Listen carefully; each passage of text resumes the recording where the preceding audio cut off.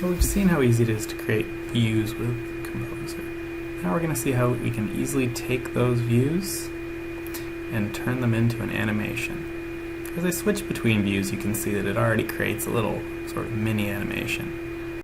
But I can go a step further by taking these views and turning them into keys in an animation timeline. All I have to do is switch to animation mode by clicking the top left button in the view area, and just drag and drop the views into the points on the timeline which I would like to.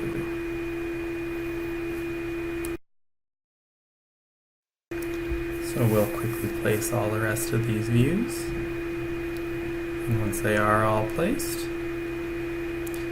we can just go ahead and play our animation.